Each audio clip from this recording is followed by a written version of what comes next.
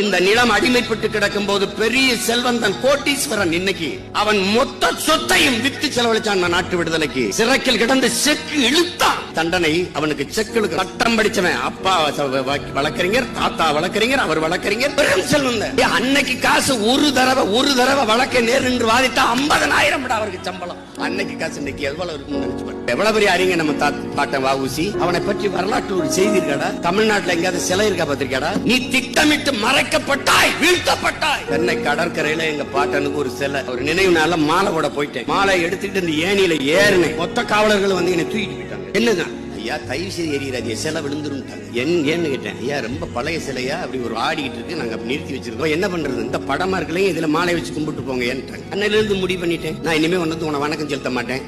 என்னைக்கு உன் பேரன் வென்று இந்த அரியணையில ஏறி உட்கார்ந்து ஆட்சி அமைக்கிறனோ அன்னைக்கு உனக்கு ஒரு சிலையை நிறுவிட்டு அதுக்கு வந்து மரியாதை செய்யறேன்.